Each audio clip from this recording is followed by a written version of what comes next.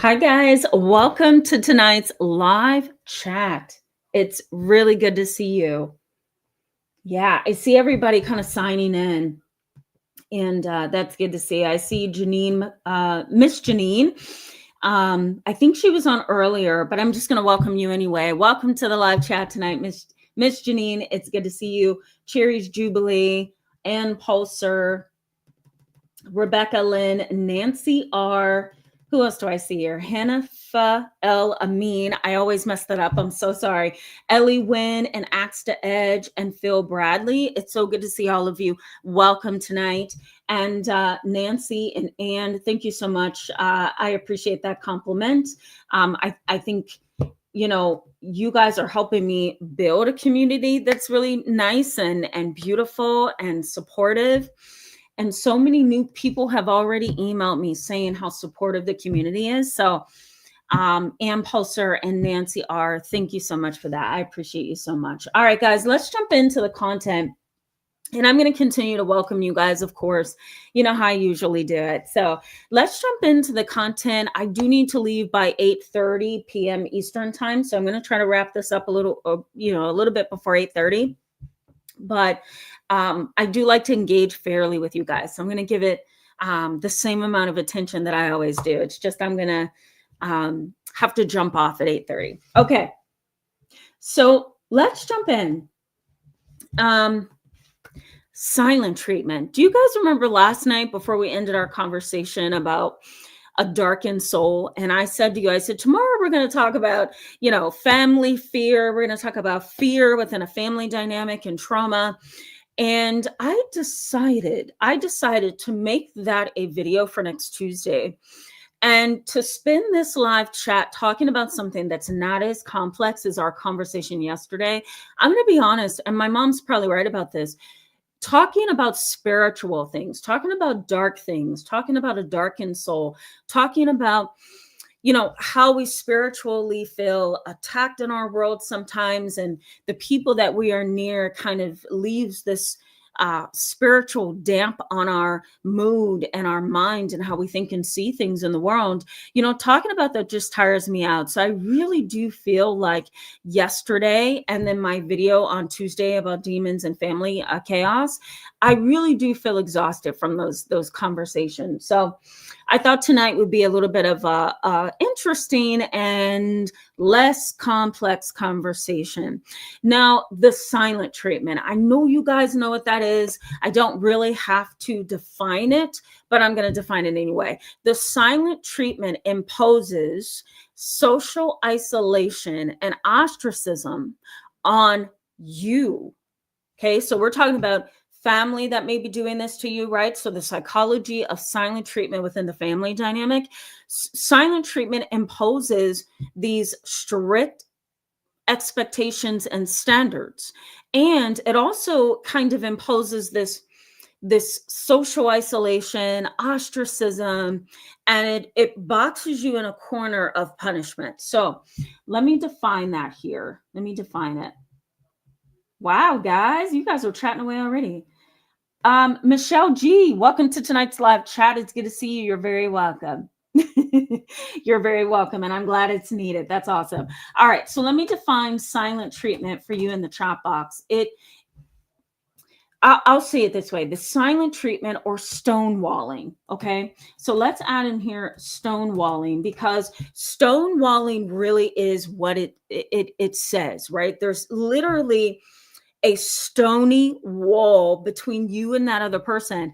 And it's like you can't push that wall down. You can't go around the wall. You can't go above or beneath the wall. You are literally stuck, right? So kind of envision being stuck between two stone walls and there's nowhere for you to go. Right. And the person's wall is way up here. And all you want to do is talk to them. And all you want to do is find some way to make the communication a little easier between the two of you, and it doesn't work. Why doesn't it work? Because the silent treatment imposes social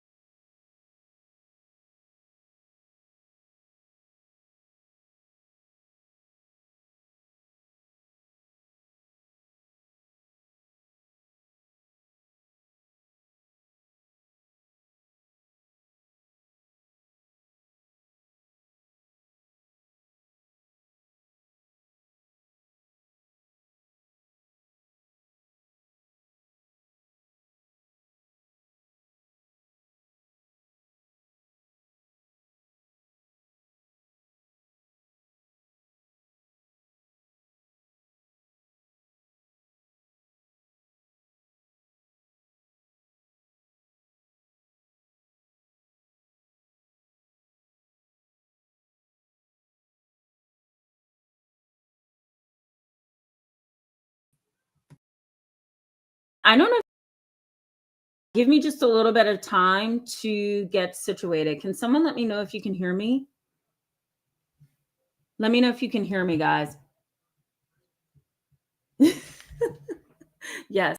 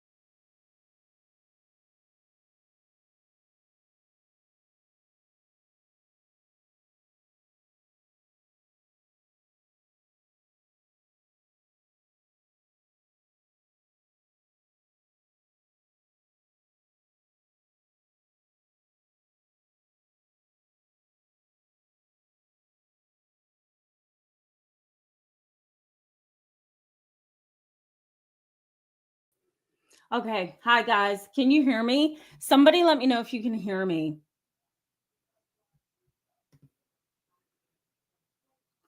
Okay. If you can hear me, let me know. Let me make sure that you can hear me.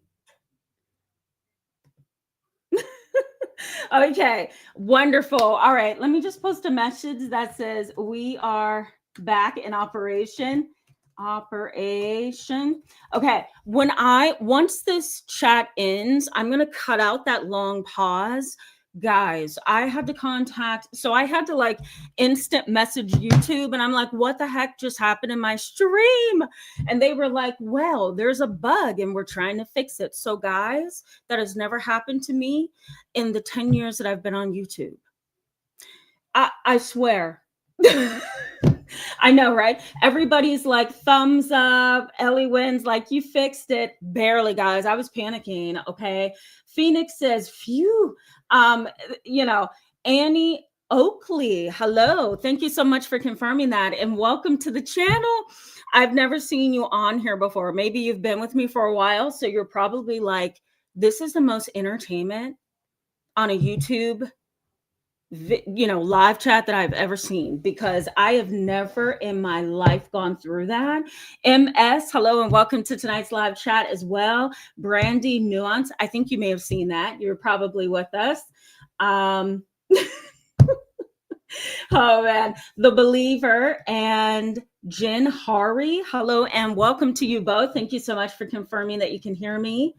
That was a mess. I never want that to ever happen again. I'm so sorry. I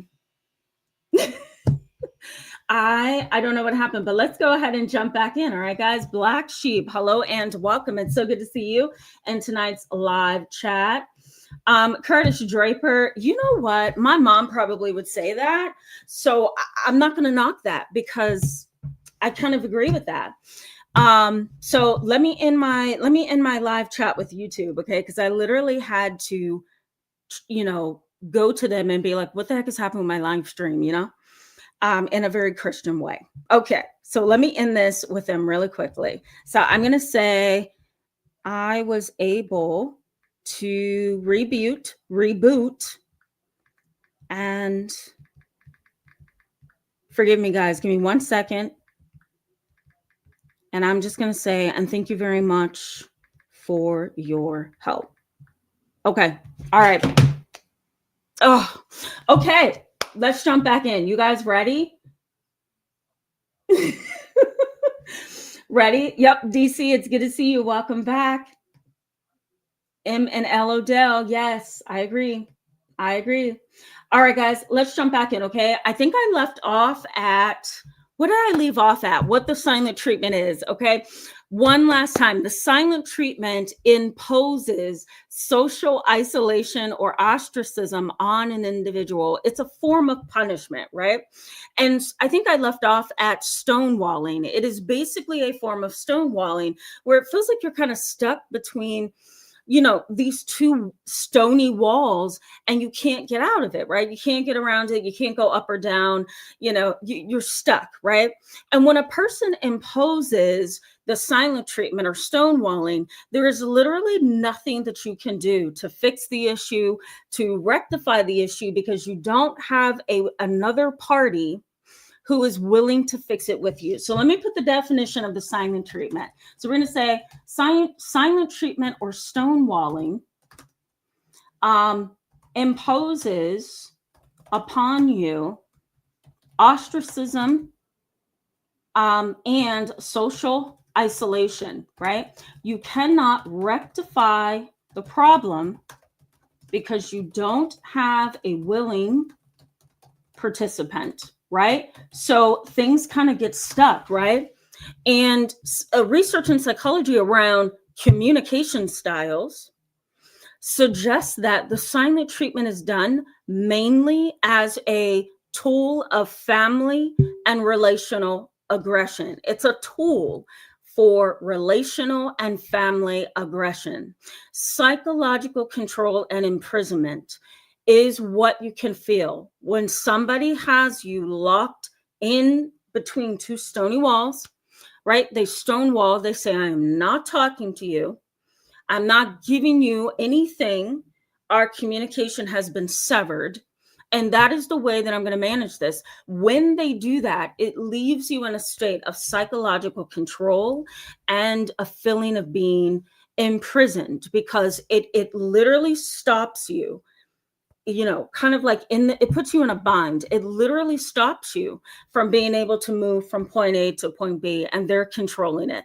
The only time with a very controlling and manipulative person that you're going to be able to rectify the problem and somehow get yourself out of that silent treatment bind that you're in is if the other person says, I'm ready to engage with you, or research and psychology backs this up too, you walk away. And a lot of times family members end up going no contact, right? Or, whatever relationship you're in, you may end up going no contact because you can't speak to the person. What's interesting when it comes to family dynamics is some of the research says going no contact may be the next and only option that you have when somebody refuses to work something out with you, when somebody refuses to hear you out or to listen to you, and when somebody refuses to make something work, right? Research in psychology also suggests that, I'm going to put this in the chat box as well, that the silent treatment or stonewalling puts you in a place of, one, distress, significant distress. We're going to put that, significant distress. And two, significant distress. The other piece of this is it assigns you to a category of less importance and unimportance. So I'm going to say it assigns you to a level of unimportance or less significance. Isn't that depressing? Isn't that depressing? I don't think most people understand that when you refuse to talk, you refuse to listen, you refuse to work things out, you refuse to meet me halfway in this relationship, in this family dynamic, I don't think people realize that when you refuse to engage, what it's doing is it's saying, I'm assigning you, the other person, right? So that would be you. You're being assigned to a category that is down here. Yep, right? They're up here, you're down here. And they're assigning you to that category by refusing to engage, by refusing to listen to you. There's a lot of psychology to this. It's not just, I refuse to talk to you. No, it's nonverbal communication. It's attitude and disposition. It is belief systems, right? So your family may totally stop communicating with you or trying to work things out or even hear about how you think and feel about certain things within the family. They may have how should I put this? The internal desire to make you feel as small as a mustard seed because they don't want to have to face the reality that they've done something wrong. So they assign you to this lower level of importance, and it kind of pushes you in the background, right? And they go on about their day and their life like nothing's ever, nothing is wrong, right? And there you are standing there feeling this significant distress. You're feeling this sense of invisibility, right? You feel invisible. You may also suffer a high level of anxiety because your mind is still in that mode of, I am trying to get my point over. I'm trying to talk to you. I'm trying to explain how you've hurt me. I'm trying to be heard. And they're saying, nope, I don't have time for what you're trying to tell me. And so, unfortunately, you begin to feel invisible, right? Minimized. You begin to feel this, what's the word I'm looking for here?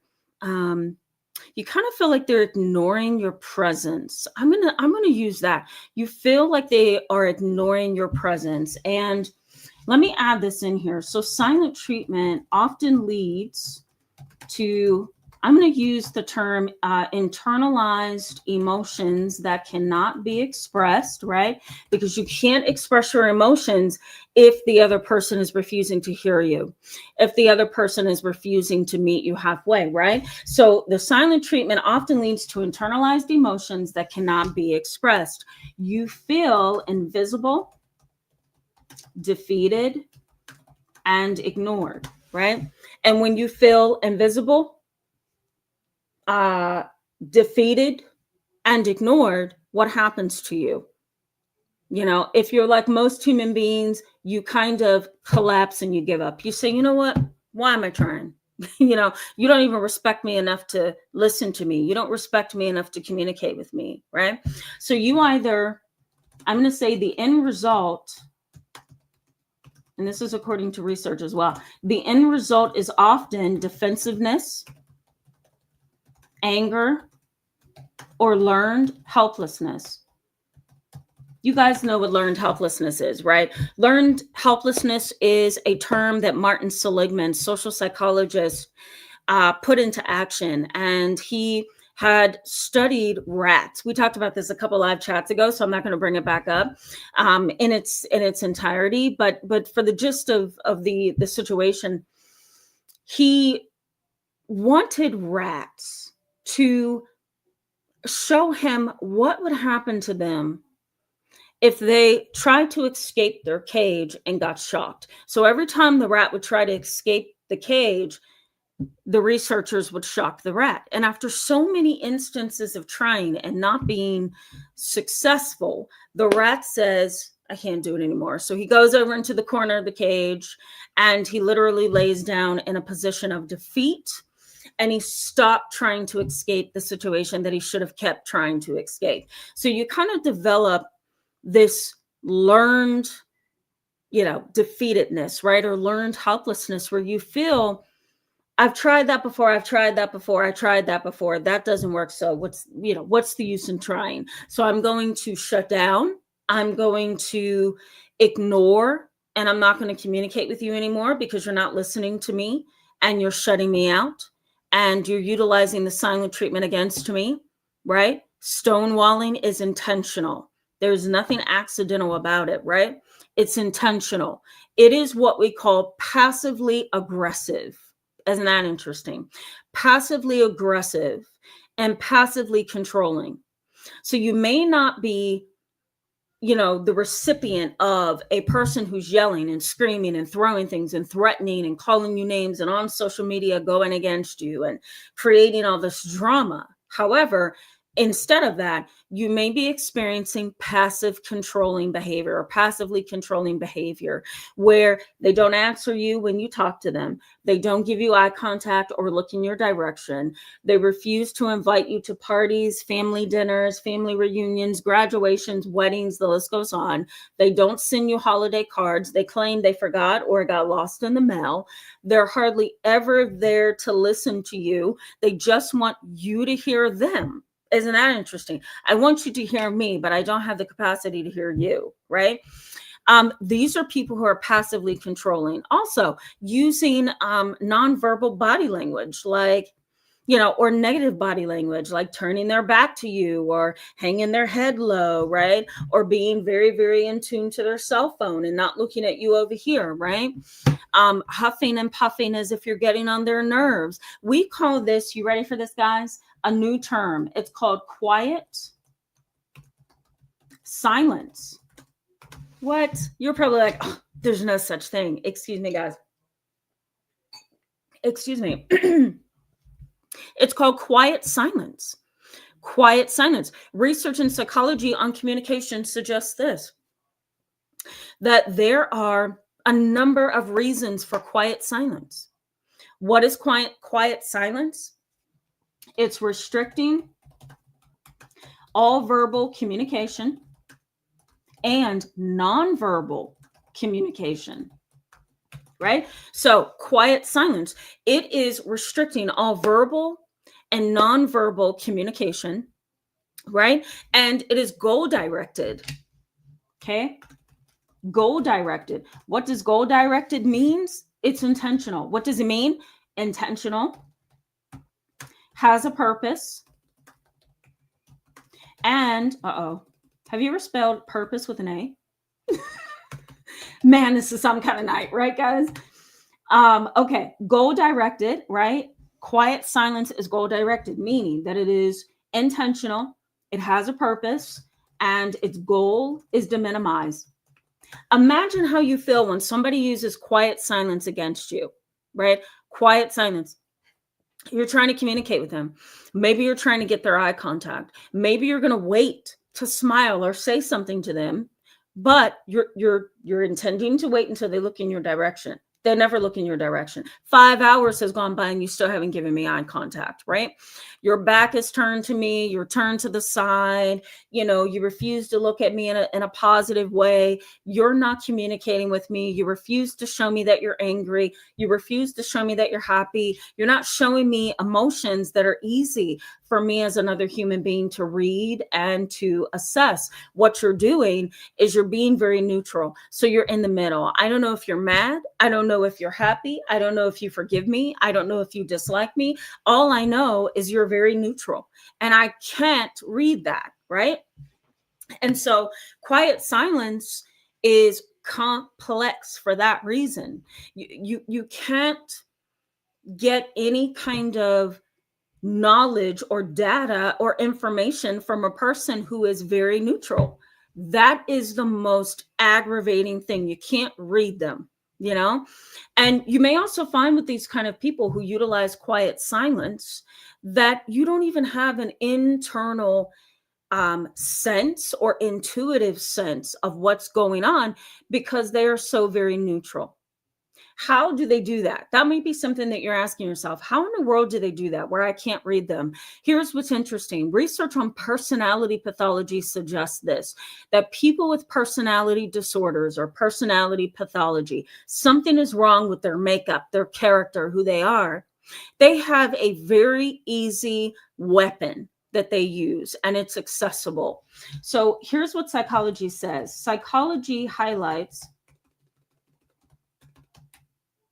that personality disorders are often at the core of people who are able to remain emotionally distant. Okay. Now, what are the personality disorders that allows a person to remain psychologically and emotionally distant? So they may utilize quiet silence. You may have antisocial personality disorder, right? They may be a sociopath or a psychopath. Okay. Narcissism, right?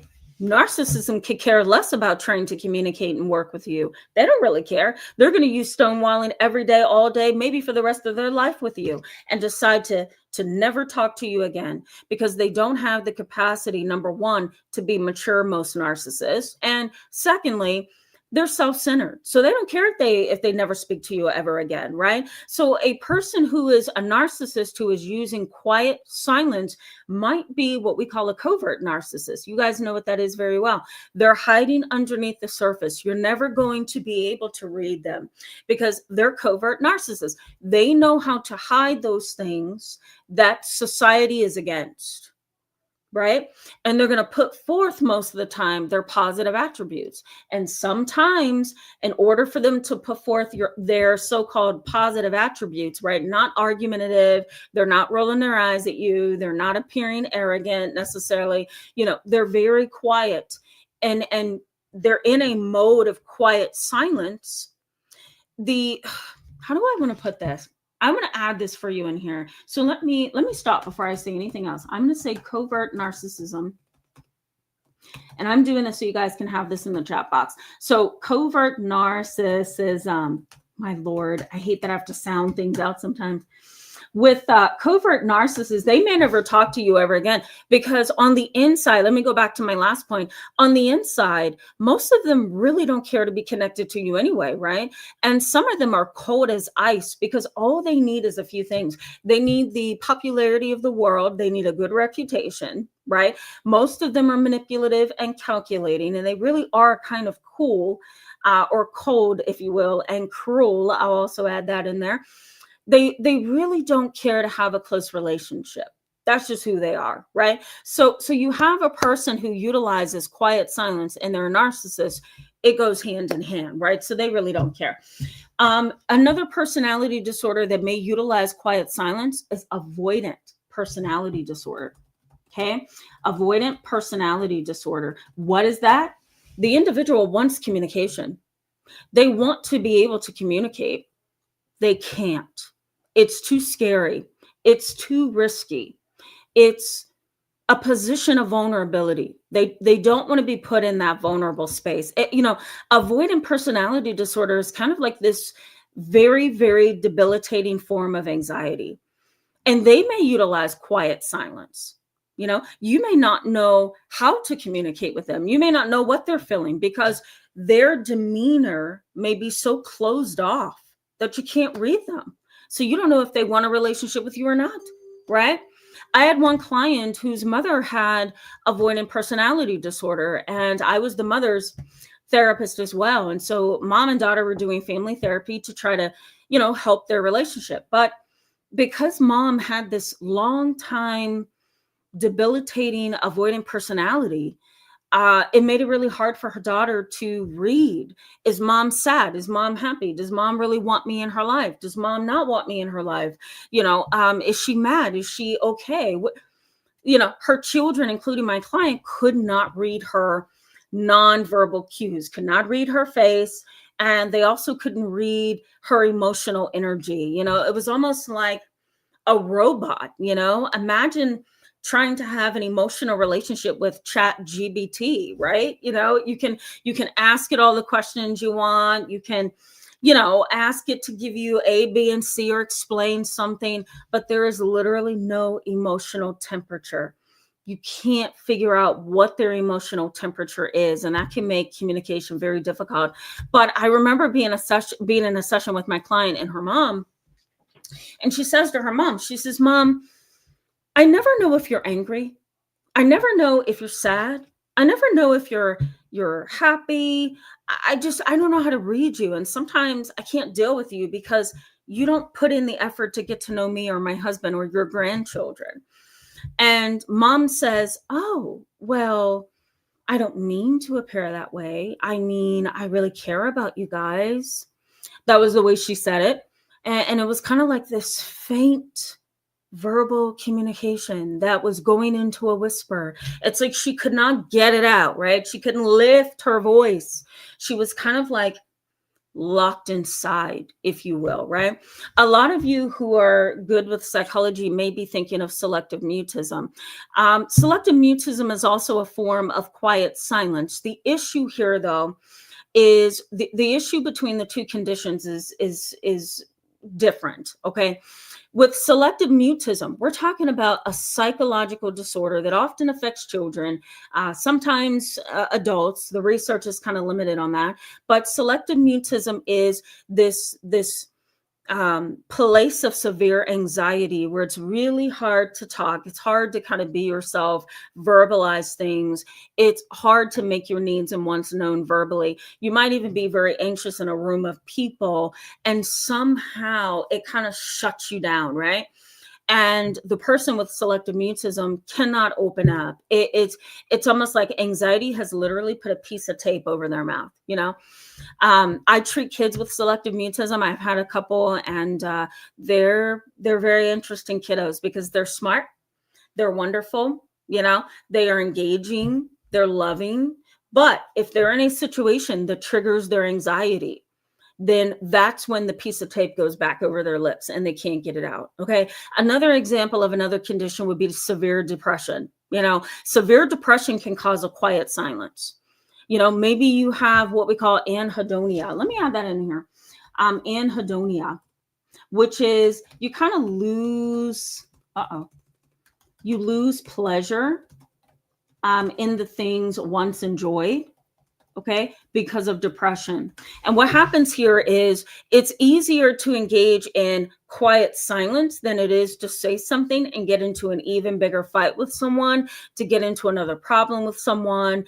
And you may be too depressed and exhausted to engage with someone, right? So then that's when, quiet silence comes into the mix, right? But we're not talking about those things. We're talking about a person who is very intentional, very effortful, right? And their goal is to minimize you. And quiet silence is ignoring your presence. It's ignoring your presence. Okay? It's ignoring your presence and it's refusing to talk. Like my client with her mother. My client said, I just don't know what's wrong with her. And she whispers and she's like talking to me in a faint tone of voice. She says to me, she says, I just don't understand. Does she want this family or not? And she got so upset that she left my office, went outside into the hallway, went out the building and stood there for air. And she's just pacing in front of the building. And my client's mom is sitting there. And now that her daughter is gone, now she verbalizes, I truly love my family, but I don't think they understand me. And so she was diagnosed eventually by her psychiatrist with avoidant personality disorder. She visibly appeared checked out. The issue is she wanted a relationship, but she was just so very locked inside. One last disorder that can also explain this is dependent personality disorder. Okay. Dependent personality disorder. Here's what happens with dependent personality disorder. The person is so dependent on someone to help them. Help me get dressed. Help me figure out what pair of pants I need to wear. Help me figure out how I should do my hair for the day.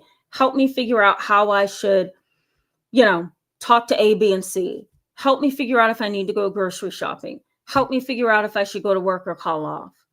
Help me figure out, right? And it goes on and on and on. That's why it's dependent personality disorder.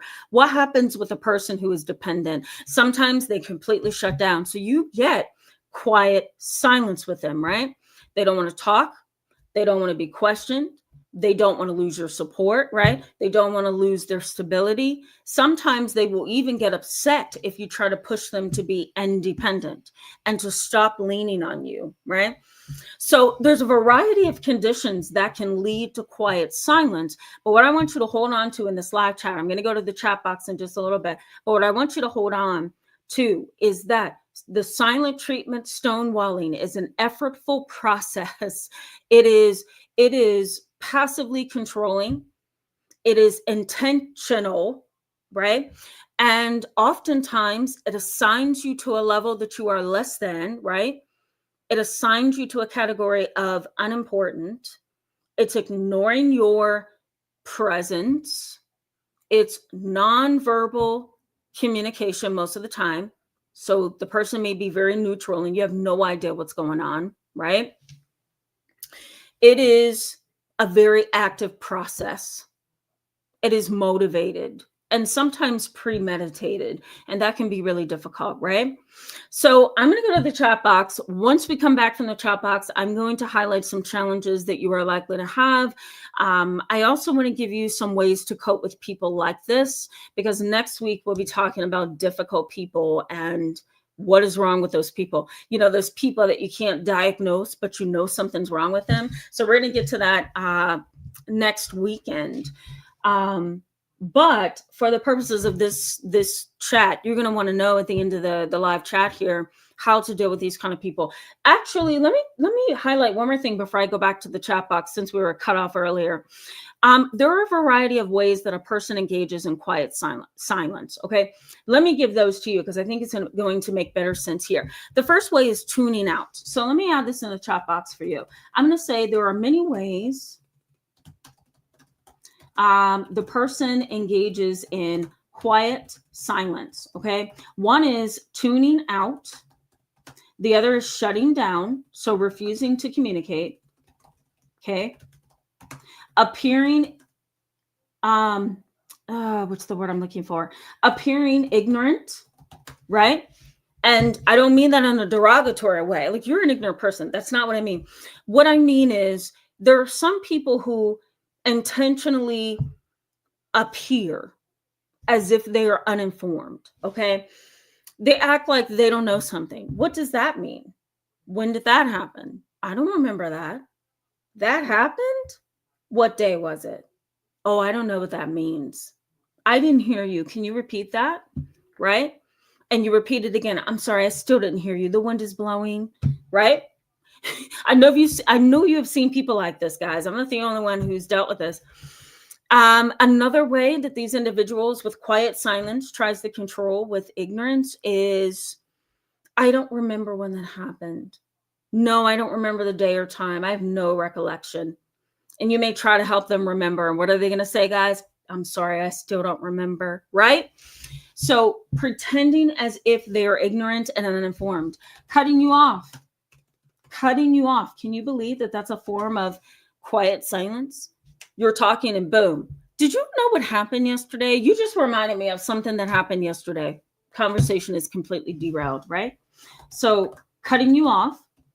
Deflection. Come on, guys. You know what deflection is, right? Right? Some of the kids that I see for therapy, if I'm in a session with them and I invite the mom or dad back, and sometimes both parents back, the kid deflects so well. Kids are so good at deflecting. Oh my God.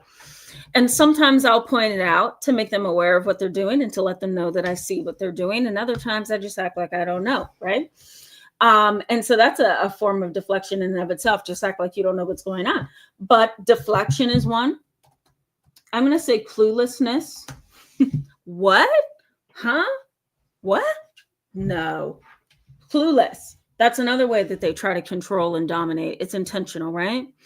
Also, too, defensiveness. You know? It's kind of like a temporary shelter for them, being defensive. So I'm going to say using defense mechanisms. Redirecting the conversation. Right? That's a defense mechanism. Redirecting the conversation. You know, repression. Oh, I don't remember that happening ever. Repression. Sometimes regression. Can you believe that? Turning into a toddler. You know, have you guys ever seen those police body camera videos on YouTube? My brother watches them.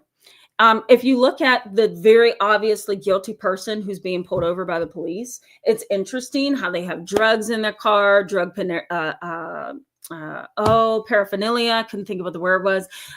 You know, they're driving without a license and insurance. You know, they have a warrant out for their arrest. But what they will do, instead of owning up to the fact that they are caught, they know they're wrong, they have to serve time or whatever they need to do, pay fines. Instead of just admitting that, sometimes they engage in quiet silence. They restrict all verbal and nonverbal communication. And the number one thing they will say, I know my rights, right? And once they say, I know my rights, they either typically keep talking, even though they say that, you know, they don't want to talk. But most of the time, or I should say sometimes, they absolutely cut off all communication, you know, and that's their quiet silence. They think that they can kind of gain a leg up, you know what I mean? So regression and repression is a part of this. And the other thing is being very punitive in their silence, right? So I'm going to say they attempt to punish you, right? Punitive silence. I hate it. I can't stand it. You know, it's like, you're not really punishing me, because once I find out that you're stonewalling and you're refusing to talk to me when I need to know details, when I need to talk to you, when I need to explore something that's going on, I'm just going to disengage with you and go all around you. You know, I tell my parents who I see their kids for therapy, I tell them to do the same thing. If he is going to continue to shut down and not communicate with you, if he's going to use this as an instrument or a weapon against you, and if he is going to be effortful and intentional, then he doesn't get a say in anything else until he begins to communicate like a mature 15-year-old boy. You know, and you may have to do that in some of your situations. All right, guys, let me go to the chat box. Then we're going to come back and talk about the challenges that you have, you know, likely experienced with these kind of people. All right. Let's keep moving, guys. NGO, I agree with you on that one. I'm gonna highlight that in the chat box. I very much agree with that. Jennifer Huber. Hello, my friend. Welcome back tonight. Jennifer says, I just was ostracized last night by my older brother because of my mom. That's just, don't you hate when that happens when it's a sibling? Because sometimes you just kind of feel like, why can't you be on my side? You know, my brothers are never really like that with me. We don't take sides when it comes to our communication with mom, but some siblings, it would be nice if you just stand up for your sister, you know what I mean? Or you just stand up for your brother. It's not hard to do. Christina Smith says, what a night. Tell me about it. I'm just glad we were able to get back on. Kelly Walsh, hello and welcome back. It's good to see you. Kelly Walsh says, is it silent treatment or is it because they really don't care? It could be either or, right? Consider this, that the silent treatment is an act. It's an act. It's effortful. It's active with a goal. It's intentional. It's motivated. They have to process what situation they're going to be ignorant about, they are going to shut down on, they are going to cut you off in, they're going to tune you out in, they're going to kind of express this cluelessness, excuse me. It's very much an action and a behavior, right? Now, if they just don't care, you're not going to see them show forth certain behaviors. So think of the silent treatment as both. I'm going to put it in the chat box so you guys can have a visual. Okay. I'm going to say, think of the silent treatment as including two things. Okay. One is non-verbal communication. They're not going to say nada, right? Automatically shut down, doesn't communicate, totally blocks you out, covers their mouth, right? Whispers, or engages in a form of selective mutism, right? So kids who are oppositional defiant, they may be misdiagnosed as having selective mutism, which is an extremely debilitating anxiety disorder. But some kids who are oppositional defiant, they'll try it because they know that if they act as if they can't talk, you're not going to get anywhere, right? It's kind of like, have you ever seen kids and some adult toddlers, I'm going to say, get upset, and if somebody's going over to pick them up off the floor, primarily a baby, right? You go over to pick the baby up, they don't want to get up, they don't want you to pick them up. What do? Well, they drop their lower body weight, right? And they kind of loosen their legs a little bit so that they become like dead weight, right? And it's hard to get a baby up off the ground when he's letting all his weight fall to his legs because he doesn't want you to pick him up, right? And so that's kind of what's happening with nonverbal communication, with quiet silence, with the silent treatment. They are protesting, and that is a behavior, right? So nonverbal communication is still a behavior, right? Because it is there to achieve something. So I'm going to put that in here. It is there to achieve something. That's why it's a behavior. It is there to achieve something. Okay. The second thing that silent treatment includes, and let me make sure I put this in here correctly. Oh, I did not mean to do that, guys. Oh, darn. All right. So let's just do the second form of the silent treatment. Okay. Makes you feel silly, unimportant, or heard, right?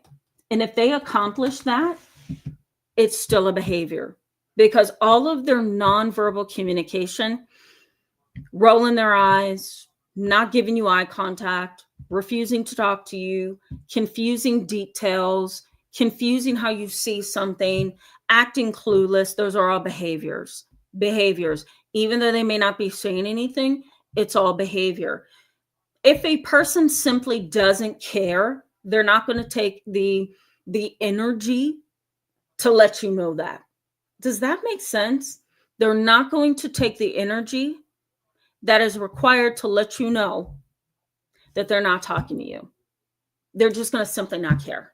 That's kind of how I have seen it, and that's kind of how Research on this topic explains it. A person who doesn't care is just going to ignore you and move on to the next thing, right? A person who does kind of care and they want to have an abusive and controlling hold on you, you're still going to see behaviors, even when they are nonverbal. I hope that makes sense, Kelly. The believer says, I'm going through this now with my family again. Yes, absolutely. Absolutely. Weather fluctuations. Welcome to tonight's live chat. I haven't seen you in so long. It's good to see you back on here. Yeah. I'm going to put your comment up there so people can see it as I scroll through the chat box.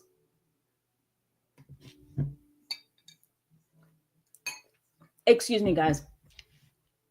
Curtis Draper asked me the question, is it about control as well? 100%.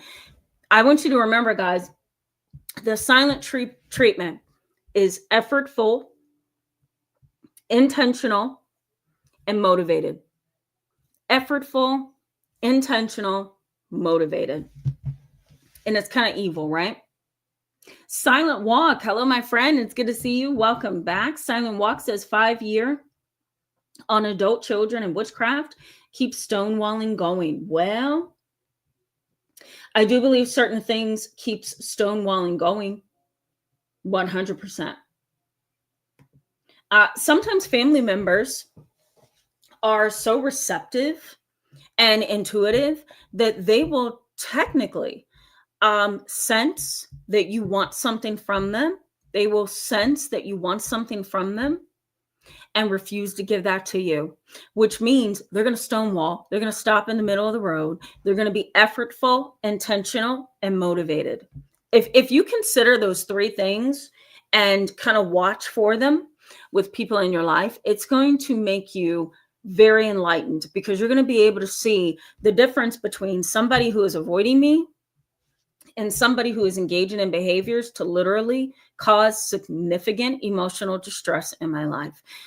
Stonewalling, silent treatment, not explaining details, only giving you bits and pieces. It is all manipulative. It is all manipulative. And again, it causes, according to research on the silent treatment and stonewalling, it causes significant emotional distress. And it can sometimes feel like emotional abandonment, that I'm going to leave you there trying to figure things out. Right? Trying to be, trying to figure things out, trying to process what's going on, trying to fit the pieces together to a puzzle, a situation, or an incident. I'm going to leave you over there doing that. And there's a reason why. There's always a motivated reason. They're doing it for a variety of reasons, right? Control, emotional manipulation. Maybe they're triangulating and putting people in a triangle. Maybe they're manipulating. Maybe they want you to feel stupid or uneducated. Maybe they are manipulating your emotions for some reason. But keep in the back of your mind, the silent treatment, and stonewalling is effortful, intentional, and motivated. That's what's disgusting about it, right? Michelle G says, female narcissists are literally crazy. My aunt, because she did not see me in almost 18 years, because she kicked me out at 18, told people in my family I was a lesbian. Oh my God, that is not okay. That is not okay. Until I showed up with my husband and 3 children. Oh my goodness. Michelle, that should have been laughable. Like I seriously would have laughed. You know what I mean? Don't assume what I am. That is so disrespectful. M&L Odell says, yep, all about control and aggression. Yep, you got it. Siobhan says, yeah, I didn't think of ostracism as the silent treatment. It definitely is. Yeah, absolutely. Consider being ostracized right in the middle of your family, right? All the cousins are over here and they've pushed you way over there because you're the unmarried one, or you're the one who didn't go to college and grad school. You're the one who's lower income. You're the one with a mental health condition. That's the depressed and anxious one over there. That's the one that is the black sheep of the family or the scapegoat, right? And all the wonderful family members are right over here, right? So ostracism is definitely the silent treatment and stonewalling, 100%.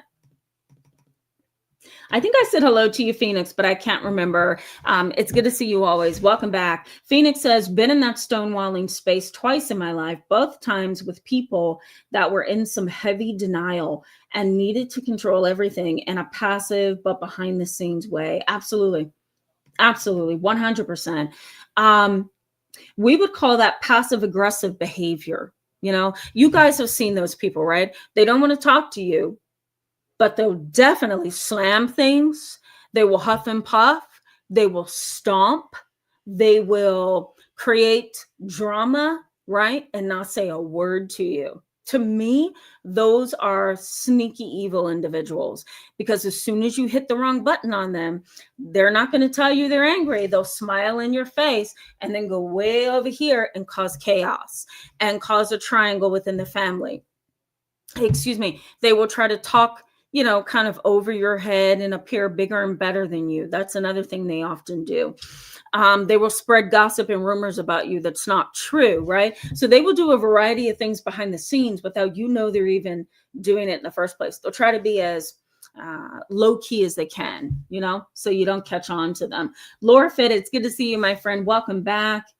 Lorfit says, I dealt with a silent treatment for a long time, back and forth with PAP. I completely disconnected from him, learning to let go and to prioritize my mental health. Extremely sick dynamic.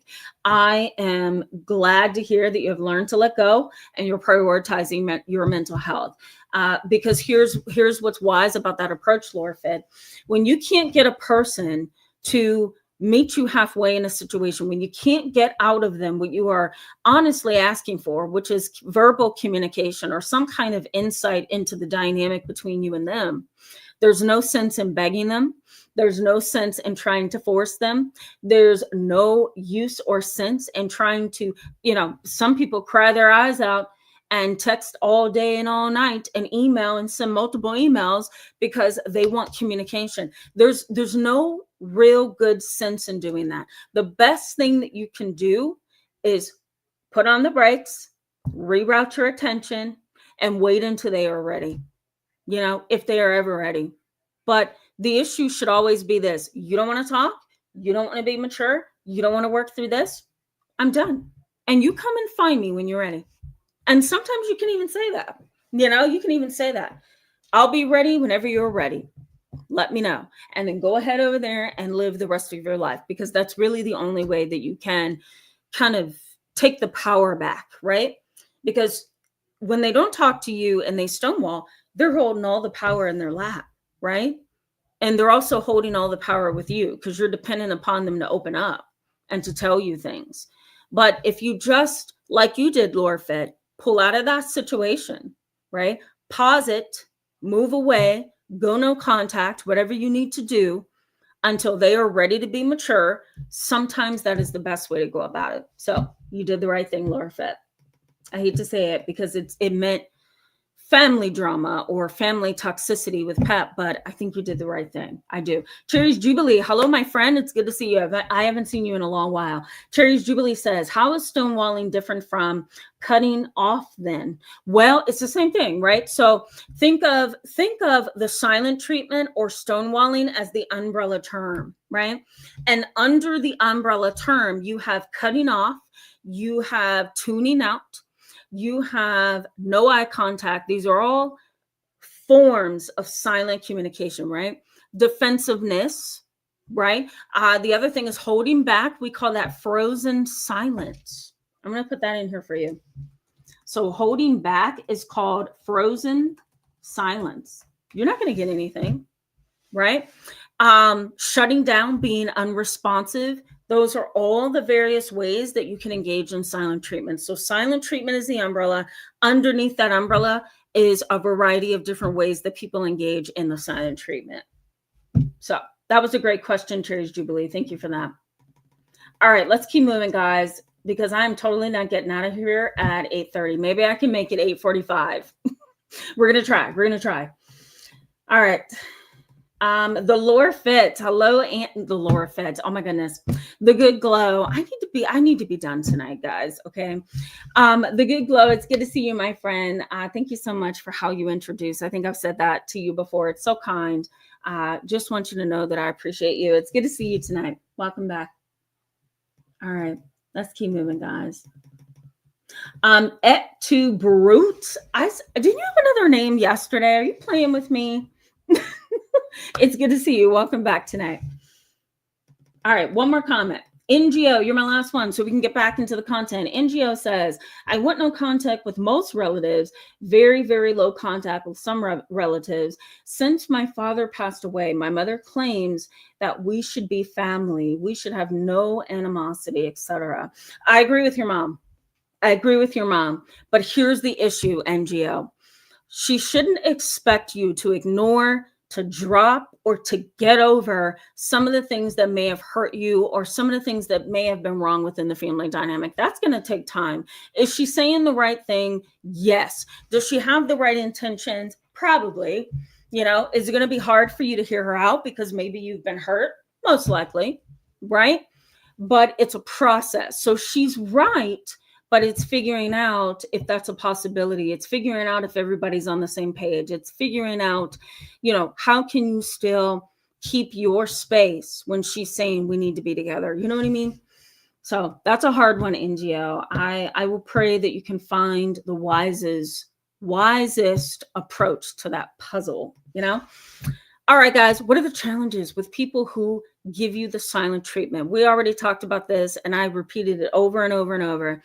Non-verbal communication. They will definitely shut down. All things in their mouth is zipped up, right? So when somebody finally, this is a good way to deal with them. When someone finally tells you that they are not going to talk to you, now what you want to do is look for their behavior, because a lot of people fail to realize that whether you talk or not, it's going to help me see who you are. It's going to help me see what I need to see about you.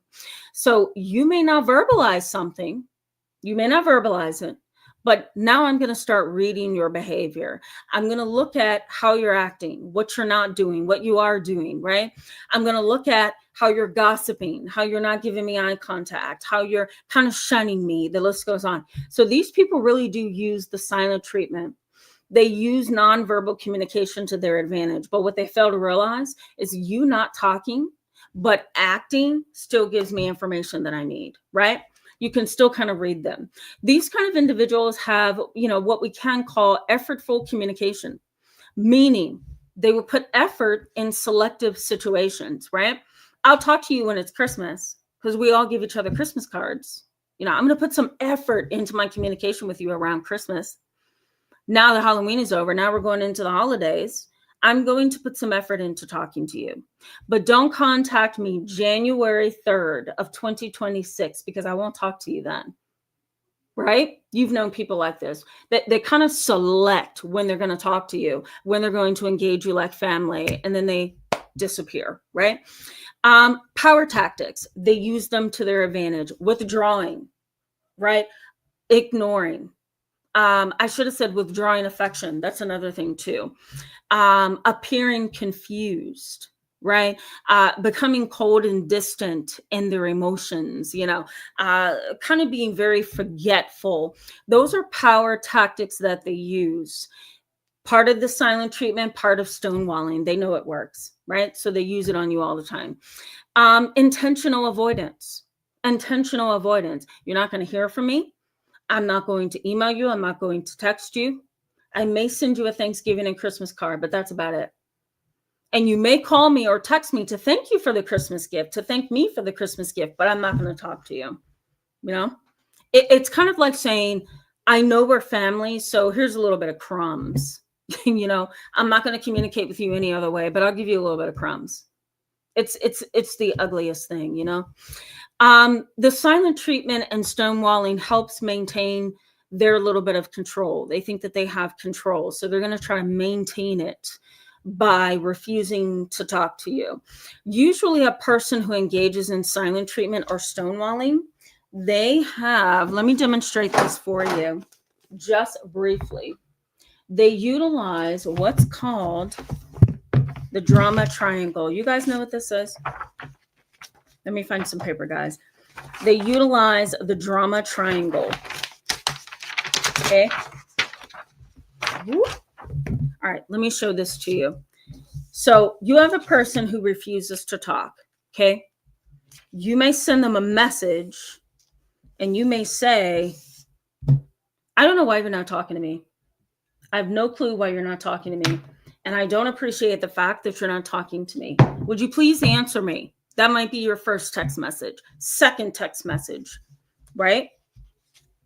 I texted you yesterday. Did you get my text? Can you respond to me? And if you don't want to talk to me, can you just let me know that you don't want to talk to me? Oh my God. One of my clients did that one time and I'm like, oh, geez, Louise, don't do that. Don't say, if you don't want to talk to me, then let me know. No, they're using nonverbal communication with you and they're doing it to socially isolate you. So don't ask them to tell you they don't want to talk to you. You know what I mean? Okay, so here's where they're at. They are considered in this in this triangle. Okay, they are considering themselves the victim, right? And they kind of have this "you hurt me" disposition.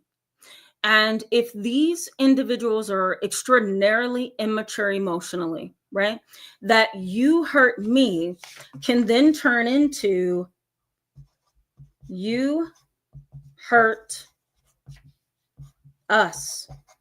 Isn't that interesting? So they consider themselves the victim. You hurt me, which is why I'm not talking to you. If they go and talk to Aunt Susu, okay, Aunt Susu becomes the rescuer. And what happens when Aunt Susu becomes the rescuer? Well, she kind of holds hands with and locks hands with the victim. Okay. So "you hurt me" as the victim then leads the victim to run to Aunt Susu and say, can you believe my sister did A, B, and C to me? And she won't talk to me. And she keeps sending me all these text messages and I don't know how to get her to stop and blah, blah, blah, blah, blah. Right? What does Aunt Susu do? Well, she swoops in as the rescuer and she says, how dare you do that to your sister? You guys are supposed to be sisters. How dare you cut her off and not say anything to her? That hurts my heart that you're treating her that way. Have you heard that before? I know I have in many, many sessions. So this is how it looks, right? Here's the dynamic. Whoa, let me see if I can get it to come in closer. Woo, there we go. Can you see that a little bit? Victim, you hurt me. The rescuer, who is Aunt Susu, you hurt us. Right? So now you've got two people against you, right? What are you considered in that dynamic? Okay, you are considered the persecutor, right? And the persecutor points fingers, right? And causes trouble. So you're the troublemaker. You become the troublemaker. Isn't that interesting? And here you go on that side. Ooh, I don't know if you can see that. Sorry, guys. Persecutor, right? So you point fingers. And that I'm going to try to post like an image so that you can see how this works a little bit better. But there you have it. There's that dynamic. It's an ugly dynamic. It's called the drama triangle. I didn't come up with it.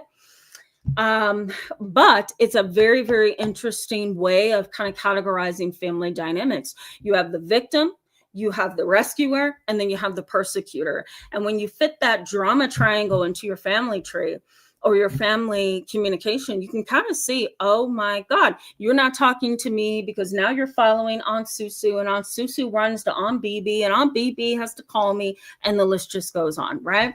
And all the while, the victim is still remaining silent with you. They're not talking to you. They don't want you to know that they're thinking of you, and you're never going to hear from them. You're going to hear from Aunt Susu, and you may also hear from Uncle BB, right? You're never going to hear from the person that you were trying to get communication open with. It's the ugliest dynamic, right? So how do you cope with these kind of people? And then we're going to go to the chat box. All right, guys, how do you cope with these kind of people? It's a really, really difficult thing to do. It really is. Strive for conflict resolution. And the way that I would suggest this is this way. You want to strive for a solution focused resolution. Okay. So let me add that in here. How to deal with these people. I utilize these things even as a therapist when I know that I have scheduled an appointment with an individual who seemed one way on the phone. And when they get to the office and start talking to me about why they are there, my radar signals as a professional goes off, because there's no way that you can study psychology and learn about human behavior and the brain and dynamics for 16 years and not be able to point something out like that, right? So if my bells and whistles go off and I sense a troublemaker, I sense a liar, I sense a manipulator, number one, I test the waters, and I'll tell you how to do that in a second. But the second thing that I do once I test the waters is, and I see the person as a problem, I strive for all of my communication to be solution focused, meaning we're going to end this thing. So we're going to talk about it. We're going to openly engage about it, and we're going to slam the door. You have to have a solution focused kind of disposition with these kind of people. So that would be number one. So you want to strive for clarity. They don't like clarity. Why do you think they don't like clarity? Individuals who use the silent treatment and individuals who utilize stonewalling, they don't want a resolution. They want to continue the behavior for as long as they can. They want to continue to isolate you as long as they can. They want to continue to ignore your presence and make you feel like dirt as long as they can, right? So you want to strive for clarity. Clarity, is like giving garlic to a vampire. They're not going to be able to tolerate that because there's a certain way that they want to engage in the relationship. There is also a certain way that they want you to see them, right? And sometimes it's a power play. I'm better than you, and I am not going to talk to you because I'm better than you. I'm higher than you. You're here, I'm here. And because of that, you're not going to hear anything from me. I'm not talking to you. It's a very condescending way to communicate, right? So strive for clarity, and you want to strive for a solution. Solution? That doesn't look right. It better be. All right. So you want to strive for clarity and strive for a solution-focused resolution. I'm not going to argue with you. I'm not going to send you 20 texts. I'm not going to send you 50 emails. And I am not going to argue with you verbally. We're not fighting. I'm checking out of this communication, and you can reach out to me when you're ready. Boom. Clear. Tons of clarity. Not getting into the drama. That's my second suggestion, is don't feed the drama. Somebody who is not going to verbalize something to you, they may text you, they may email you, because that is the way that they can kind of control the dynamic, right? If it's you two in the same environment and you're verbally talking to each other, that puts them in a state of vulnerability. So sometimes they feel that it is much easier to just shut down, text you, or email you, because they feel they have greater control that way, right? But your best bet in maintaining the control and avoiding all of the drawn out drama is to refuse to speak to them via text and email. I can meet you at the coffee shop. You can come pick me up after work. We can go to dinner. We're going to talk face to face, right? It's less messy that way. What gets messy is the dynamic once you engage in emails and text messages, because it's so easy to just hit send, right? It's so easy to just send that text message to Uncle BB and say, can you believe what she said? Right? No, you don't want to do that. The other thing is, wait until you have a kind of rational judgment. Okay. So you want to only respond to them when you have gained, oh my God, there we go. When you have gained a rational judgment, okay? I wouldn't talk to them, force them to talk to you. I wouldn't send them messages. I wouldn't do anything until you are able, and after you are able to rationalize and come up with some kind of rational judgment of the entire situation, right? You want to set and reset boundaries. When I was being professionally stalked over 12 years ago by a client's mother, I've shared this with those of you who are regulars on my channel, but for those of you who are new, I had been stalked for a total of 3 to 6 months by a mother who was not only taking some really bad drugs, like she was drinking, on cocaine, on loads of marijuana a day. She would abuse Percocets, which are narcotic drugs. The list just went on. Okay. All she did was drink and get high. She was diagnosed with schizophrenia. And her husband said, I'm out of here with the kids. So he left so that they could separate and ultimately get a divorce. What he did is he brought the kids to me for therapy. And I had been in a group practice with another therapist at the time. And the children were very closed off. They were hurt. They were afraid. They didn't have their lovely mom anymore. They had some vicious woman who was strung out on drugs and had an untreated psychotic disorder. Not only did she attempt to go after her kids with a knife in her hand, but she also slept with multiple men while her husband was at work. And she actually ended up passing something on to him that made him really sick. So the whole family dynamic was a mess, right? So they come to me for psychotherapy. Both of the kids, love them so much. They were so precious. Both of them were, I think they were like 10 and 11 or 10 and 12, somewhere around there. And they didn't open up with anyone. They didn't open up with the police. They didn't open up with a forensic psychologist. They didn't open up to the judge. So the whole case was on a standstill, But when I went in to counseling with those kids for the first appointment, I made it very apparent to them that you are safe here. You have confidentiality. Just because you're underage doesn't mean that I'm obligated to share information that you don't want me to share.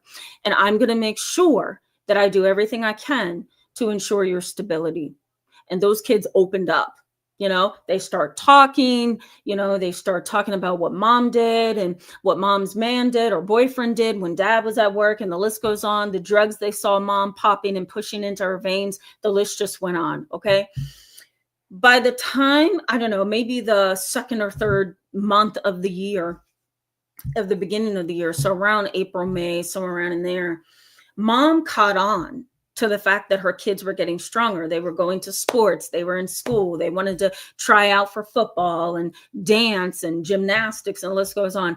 Dad was happier. He had met another woman and they were having a really positive relationship. So everybody was kind of doing a little bit better, Mom caught a whiff of that and somehow found out that I was their therapist. Maybe she asked the kids. I don't know. We never figured that out. But she began to call the office for me, and she would call the rep at the front desk at least 12 times a day to try to get me to come to the phone. I set a very firm boundary. You're not going to talk to me more than 1 to 2 times a day. That was horrible. It increased from 12 to 15 times a day.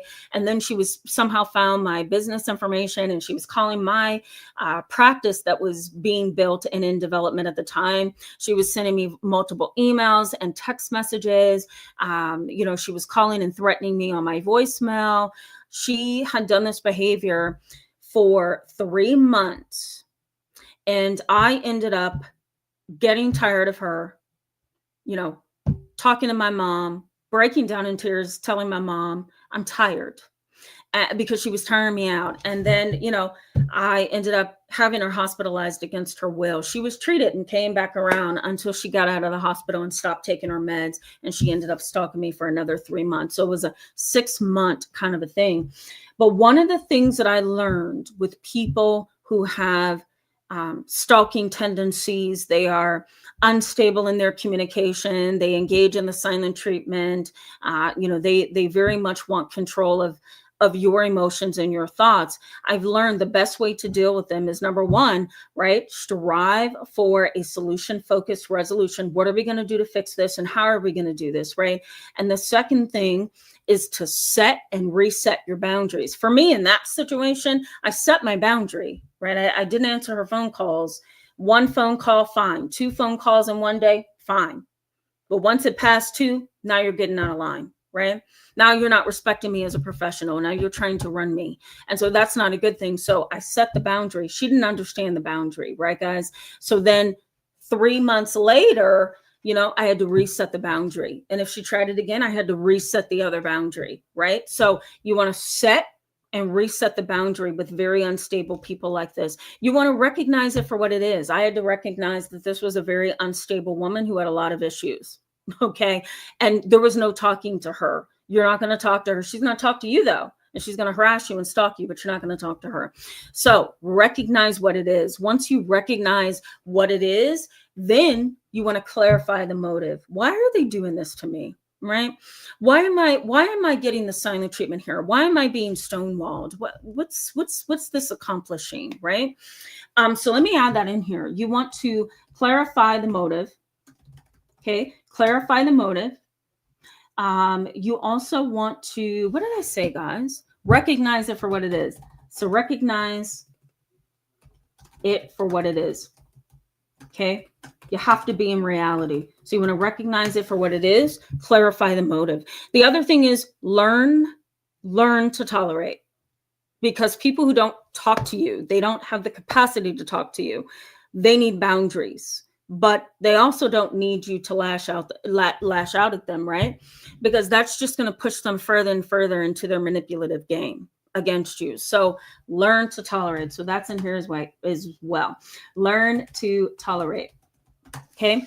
The other thing is avoid isolation, right? You're dealing with somebody who's giving you the silent treatment. They're not talking to you. They're not respecting that you live and breathe on this earth, right? Well, you want to avoid isolation, because they're going to make you feel isolated. Avoid isolation. Go talk to people that can give you something back in return. Go to a support group. Come to channels like mine and Dr. Ramani and some of the other ones who talk about complex relationships, right? So try to avoid as much isolation as you possibly can. And the last piece here is know your limit. Know your limit. Okay. When I was being stalked by this woman, it honestly almost feels like just yesterday, and it was 10 to 11 years ago. But when this woman was bypassing my boundaries, I had to set on the inside of my own heart and soul a limit, right? So yes, she was calling the office 12 to 15 times a day. Yes, she was sending me emails and text messages that I never answered. Yes, she was up in the ante every single week, right?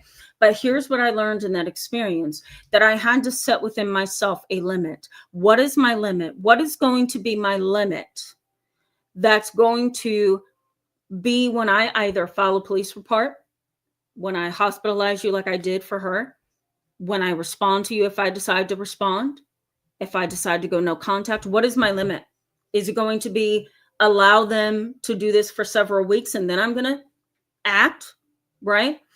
Do I allow them to call me 17 million times a day for the next 2 months? And if they continue, then go to the police, right? So you want to know your limit with these people. You're not going to talk to me. You're engaging in a silent treatment. You're stonewalling. You're being manipulative, right? You're being those 3 things that's important to remember from this live chat tonight, which is it's motivated, right? It's effortful.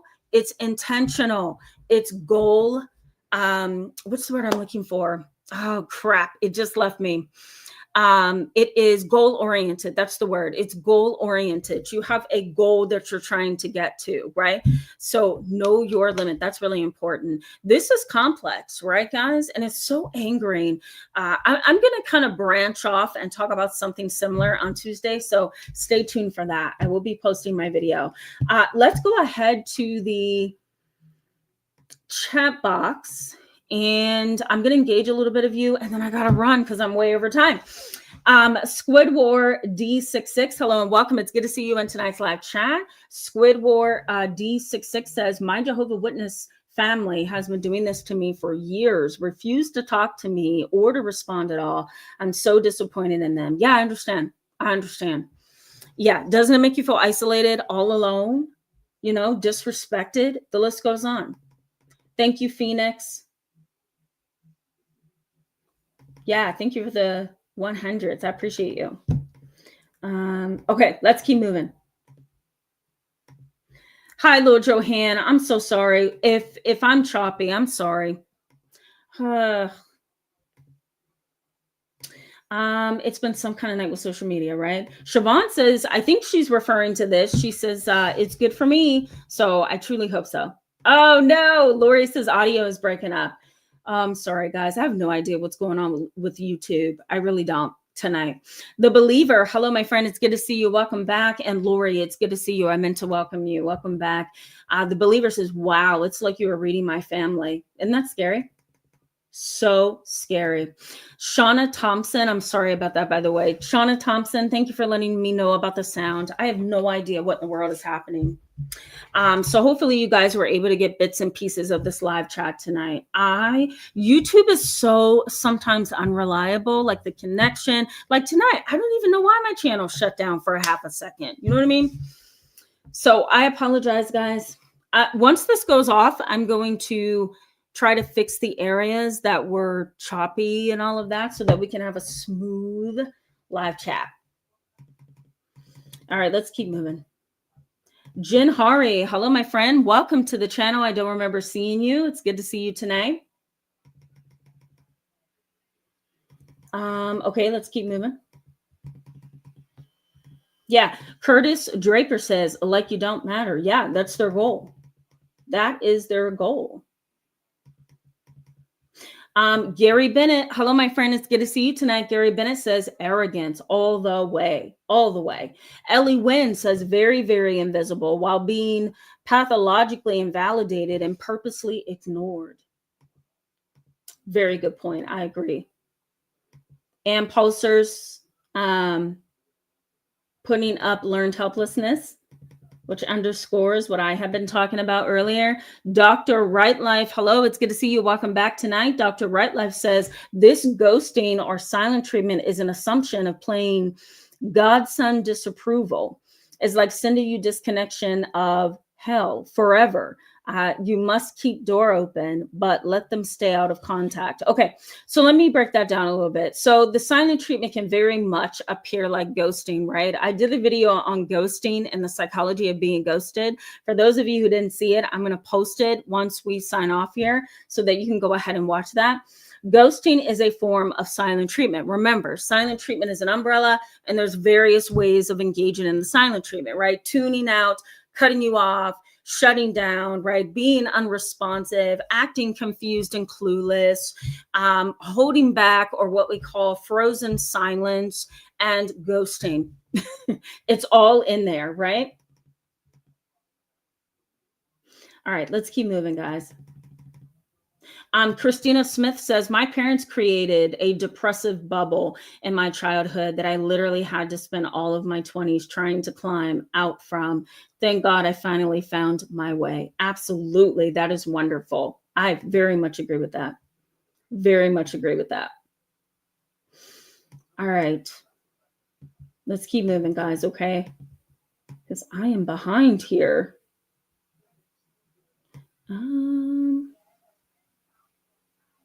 Christina Smith says, my family is totally narcissistic. Oh my goodness. I wouldn't be surprised. I wouldn't be surprised. Gary Bennett says, it's very depressing, demoralizing, and scary. Yeah, when you're on the receiving end, you feel helpless and dehumanized. Yeah. Gary Bennett, you missed my live chat yesterday where I talked about dehumanization, right? Dehumanization. It's so much easier to cause somebody else pain and pain and aggravation when you dehumanize them, because then you can treat them however you want to treat them because they are lower than the animals, right? So that's a part of their psychological game. Kentia, I hope I said that correctly. Welcome to the channel. It's so good to see you, and welcome to the chat tonight. I hope I'm saying your name correctly. Kentia says, I even got poisoned this year. They really wanted me gone. Wow. Um, that would definitely be hard to prove unless, you got it kind of like microscopically proven. But I wouldn't be surprised. I wouldn't be surprised. Call me CP. Hello and welcome. It's so good to see you in the live chat tonight.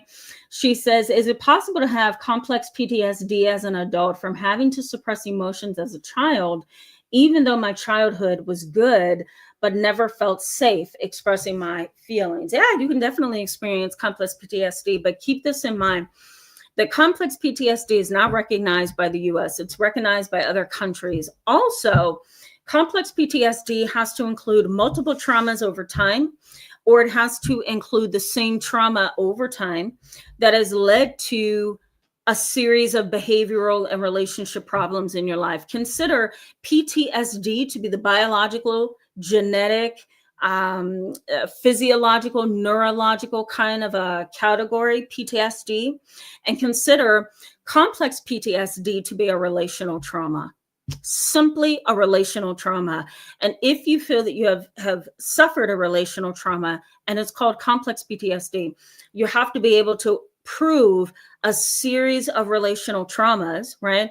Or one relationship that has led to a variety of symptoms of trauma.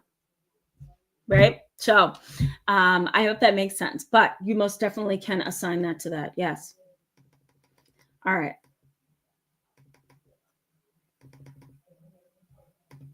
All right. Danita Miner. Hello, my friend. Welcome back. It's good to see you. Okay. Quiet silence can work well when you're training a dog, for sure. For sure. Yeah. NGO, I'm so glad to hear that. NGO says, I'm honestly glad to be here. I really feel validated today. I'm really trying my best to take it day by day. That's wonderful. Keep going. That is wonderful. I'm so glad that you could come to the chat tonight and feel validated. It's like, I read your mind with this topic, right? Last night, I'm thinking, you know what? I think we should switch up our topic for tonight. I'm glad we did. I'm glad we did. DC says, I grew up in quiet silence. My mother barely acknowledged me. Yep. Absolutely. Absolutely.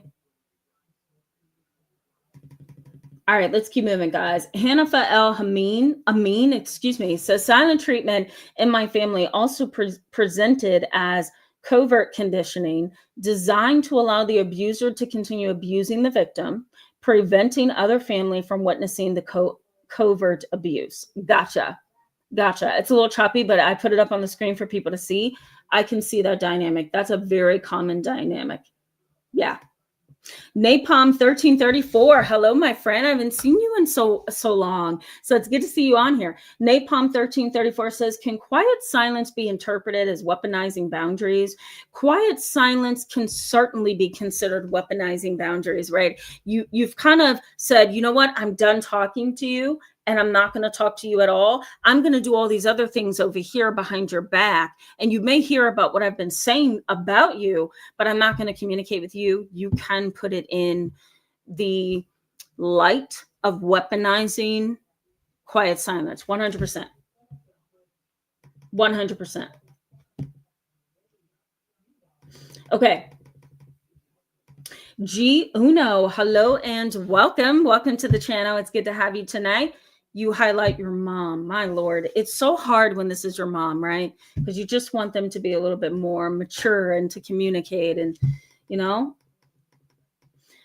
right, let's keep moving, guys. A couple more comments, and then we're going to go ahead and sign off. I'm so late. Fifi LaFleur. Hello, my friend. It's good to see you tonight. Welcome back. Fifi LaFleur says, my dad is giving me the silent treatment right now. He does this for months at a time. My mother did it to me for 2.5 years after I almost died from stage 4 ovarian cancer. Oh my God, that's horrendous. I'm so sorry. Yeah, people think the silent treatment is, they think it's a mature way of shutting down conversations they don't want to have. They think it's a way to control your thoughts, feelings, and behaviors, which it does sometimes. The goal is to not let it, right? Because you want to try to counteract what they think they're doing. So let me repeat that. You want to counteract what they think they are doing, right? And by doing that is no response to them, right? They also, most people who utilize this, they also think that it puts them up here and you down here. But here's what it really does. It flips things where you're up here and they're down here, right? And if you refuse to respond to them, you really will be up here. So they have a very distorted and skewed way that they see communication and relationships. So, I'm sorry that happened to you, Fifi LaFleur. That's not the way things should be. Dawn one, hello and welcome. It's good to see you back tonight. I love when you guys come back a second night in a row. Love it, love it. The Believer says, thanks, Tamara, for this live. I needed this so much. You're welcome. You're welcome. I'm just sorry for the tech issues with YouTube. I have no idea what happened tonight. So I'm so sorry, guys. If I could have controlled it, I would have. The Good Glow says, reminds me of my ex-husband. He was torturous and emotionally abusive. Oh my God. Yeah. I'm so sorry. Sounds like you're out of it. Let me refocus my lens, guys. I'm sorry about that. Sounds like you're out of it, which is a good thing, you know? Okay. Couple more comments, guys. MNL Odell, I'm going to put your comment up here because I think a lot of people can relate to that. 100 for sure. I mean, 100 for sure. 100% for sure. Trying to say too many things all at once. Mark Eddy, hello and welcome. Welcome to the channel. Glad you joined us tonight. Mark Eddy says, I find these discussions very helpful. That's wonderful. Thank you for letting me know that. That's awesome. It's good to hear that. Cherry Jubilee says, I'm anxious avoidant, autism spectrum disorder with selective mutism and narcolepsy with cataplexy. So I struggle with speaking, but my feelings were still raging. Oh, I totally understand. That's a very good point, Cherry's Jubilee. Yeah, that happens a lot. Wow. Yes, Laura Fett, that's kind of sad, right? Weather Fluctuation says, my voice is going in and out tonight. I am over YouTube. I'm so sorry. I hope it's gotten better. What? No way. Weather Fluctuations is saying, Tara. Oh, man. Oh, Tamara, your mic is messing up. Oh, no. And then there's certain ones of you saying, sound is good here. Sound is good for me. Guys, I'm sorry. I have no idea what happened tonight.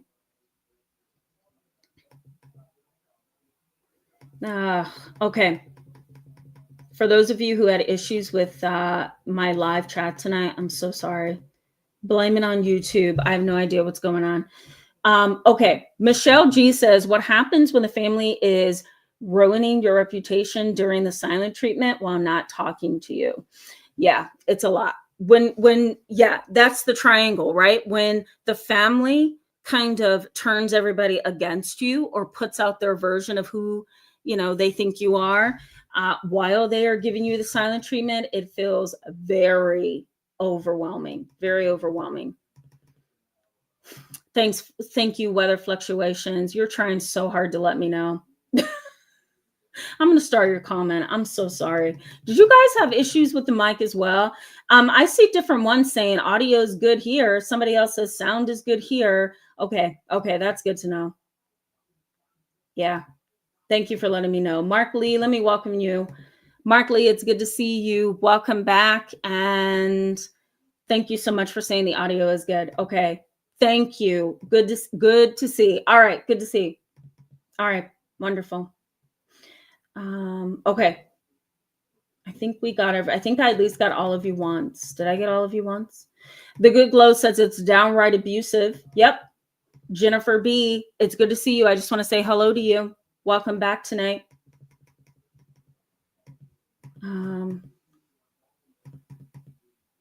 Just making sure.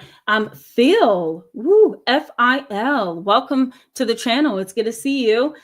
Phil says, is quiet silence the same as going no contact? No, I think they would be different forms of manipulation. I'll put it that way. If you have somebody that's going no contact with you and they're doing it just to manipulate and they're not saying anything to you, then that's a problem. If you have somebody that's going no contact because they feel that you're the problem and that's the best way for them to distance themselves, let them do it. It's very different from quiet silence. Quiet silence and the silent treatment says, I have a goal in mind. I'm trying to minimize you and make you feel a certain way, but I am still here. Like, I'm not running from you. You just won't hear anything from me. So it almost seems like it should be neck and neck or similar, but it is not. No. Olivia Love, hello and welcome to the channel. It's good to have you. Our live chats are usually not this technologically complex, if you were here earlier. So I apologize to you and all the new people that are on the live chat tonight. Yeah. Olivia Love says, me and my sister live together and haven't talked for months. Wow. That's a lot. That's a lot. You go on to say almost a year. Yeah, that's a lot. I'm so sorry. Big Red, hello and welcome to the channel. It's good to have you. Big Red says they use sign language to name call. Yep, I agree with that. I agree. NS NS, hello. Welcome. It's good to see you. Welcome back to the chat. Captain Commenter, good to see you back, my friend. He says, my mom gave me the silent treatment when I asked her why she married my abusive pops and stayed with him. Do you know why she did that? Can I give you some insight on that one? This happened in a session of mine a couple of weeks ago with a client. You know why she gave you silent treatment? Either she's got to figure out what to tell you to make sense out of her behavior, right? Or she's letting you know without verbalizing, I don't want to talk about it. Because somewhere she knows that what she did was wrong. She also knows that you're right in your assumption or in your view of the whole thing. You know what I mean? So Captain Commenter, that's kind of manipulative in and of itself, right? I'm not going to talk to you because I believe that I messed up and I don't want to give you the props or I don't want to give you the power of knowing that you're right. You know what I mean? So, yeah. Okay, guys. Excuse me. I think I got most of you. Did I get most of you? I think so. I would like to do one last comment.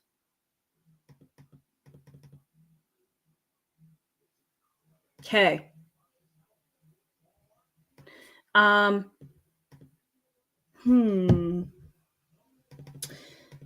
guys, you guys have the best comments.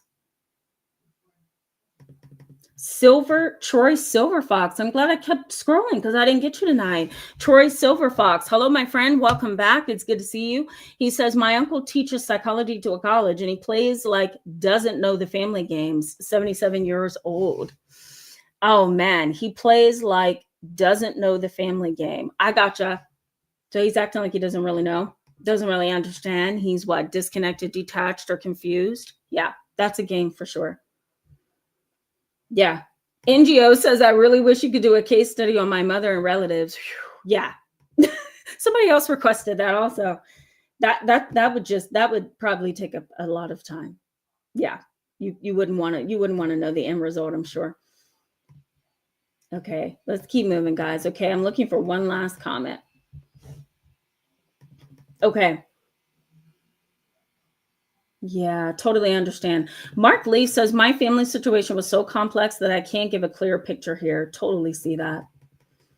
Yeah, I'm sorry you had to deal with that. Okay.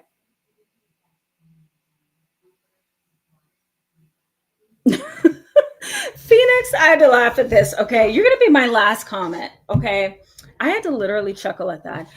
You said, yeah, they will blow your phone up until you answer, but then will hang up on you and block you as soon as you confront them on anything. Phoenix, you had experience with this, didn't you? You are awesome. I love this. This happens all the time. And as a matter of fact, there is some research around this. It's really the research that you're my last one tonight. They're going to wrap up. It's really the research on ghosting. So there was an article published on ghosting. What in the world triggers somebody to ghost someone? And exactly what you just said, Phoenix, is what the research highlighted as being one of the reasons why people ghost you, right? They don't want to hear what you have to say. They want to control the dynamic, right? So they want to be able to hang up on you. They want to be able to control you. They want to be able to push your buttons. They want to be able to get back at you, say all manner of evil against you, text you all, hours of the night, email you all hours of the night. But as soon as you do something in response, block, right? Because they don't want it to be a reciprocal dynamic that's back and forth, right? Kind of like on this live chat. I don't just talk at you guys. I try to engage you in deep conversation, right? So there is none of that. There's no deep conversation. There's no reciprocal interaction. There's no back and forth. It is all them, right? So it's funny, but it is sad, right? Guys, forgive me for the YouTube channel issues tonight. I have no clue what is going on with YouTube. I wish I could have controlled some of it at the beginning, and maybe some of the mic issues you guys have had tonight. But I really appreciate your involvement on the channel. I hope this was helpful. I'm going to post some things maybe within another hour and a half. I'm going to post some things in the comments section underneath this live chat that may be helpful to you. So my video on ghosting, research on stonewalling, and some tips on how to deal with people who do this. Can you imagine, before we sign off, let me ask you this. Can you imagine dealing with children who engage in the silent treatment? Kids that you're trying to raise, kids that you're doing therapy with, siblings, whatever. Can you imagine the challenge of dealing with kids who utilize the silent treatment? It is really difficult. And even as a therapist with 16 years of experience, I feel so bad for my parents that come to me and say, my daughter won't talk to me, my son won't talk to me, And sometimes these kids are like 10, 11, and 12, and 13, and they're utilizing this as a weapon. So it can really get complicated. It's not just adults. Children use the silent treatment as well. It's pretty sad. But guys, I love you so much. Thank you for being on the live chat with me tonight. I hope you have a wonderful Saturday and an upcoming Sunday. Stay tuned for Tuesday. I'm going to be posting a really cool video. I'm not going to let you know quite the entirety of it, but just know that it is a really good video. So I will see you guys next weekend, Tuesday, and then next weekend. Have a good weekend, guys. Bye-bye.